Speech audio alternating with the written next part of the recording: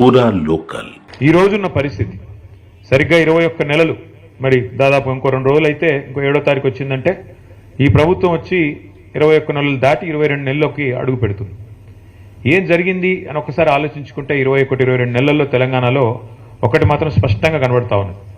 మీరు ఇవాళ ఏ మనిషినైనా అడగండి, తెలంగాణలో ఫలానా వర్గం అని కానీ, ఫలానా కులం అని కానీ, ఫలానా మతం అని కానీ లేదు, ఫలానా వృత్తి అని కూడా లేదు.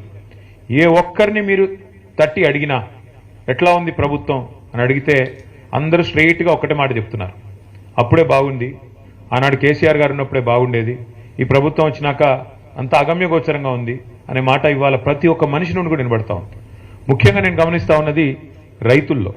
ఇప్పుడే నేను కాంతారావు గారిని అడుగుతా ఉన్నా, అన్న మరి కొత్తగూడెం జిల్లాలో యూరియా సమస్య ఎట్లా ఉంది, యూరియా ఉందా సమస్య లేదా అంటే భయంకరంగా ఉందన్న, యూరియా సమస్య కాదు సంక్షోభం, అది ఆ స్థాయిలో భయంకరంగా ఉంది, రాష్ట్ర వ్యాప్తంగా ఉన్నట్టే మా దగ్గర కూడా తీవ్రంగా రాత్రికే వచ్చి లైన్లు కడుతున్నారు, ఉదయం 3 గంటలకు వస్తున్నారు, చివరి కొంతమంది అక్కడనే పడుకుంటున్నారు, ఆ పరిస్థితి వచ్చింది.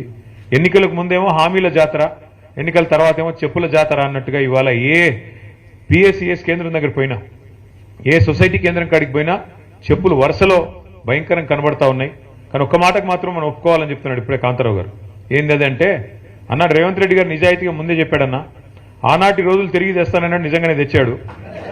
ఆనాడు కాంగ్రెస్ పాలనలో ఏ రోజులైతే ఉండేదో ఆ రోజులు మళ్ళీ తెచ్చాడు.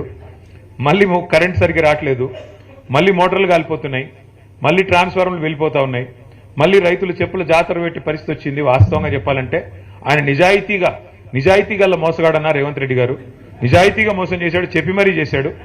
ప్రజలు ఆయన చెప్పాడు, ఎలక్షన్లకు ముందే చెప్పాడు, ఆయన కొత్తగా ఈరోజు చెప్తలేడు. రేవంత్ రెడ్డి గారు నిజాయితీగానే మోసం చేసిండు. ఆయన అన్నాడు ప్రజలు మా చేతుల్లో మోసపోవాలనే కోరుకుంటారు. మీరు చూసే ఉంటారు ఆ వీడియో. మరి వాళ్ళు మోసం చేయాలంటే వాళ్ళకి మాట ఇవ్వాలి, మోసం చేయాలి, అదే మేము నేర్చుకున్నామని చెప్పాడు, చేశాడు.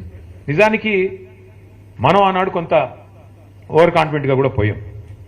కేసీఆర్ గారు ఆయన ప్రభుత్వం చేసిన పని 10 ఏళ్ల పాటు బహుశా భారతదేశంలో 78 సంవత్సరాల్లో ఎక్కడా కూడా ఏ ప్రభుత్వం కూడా అంత తీవ్ర స్థాయిలో 10 ఏళ్లలో ఇంత అద్భుతమైన ఫలితాలు సాధించలేదు.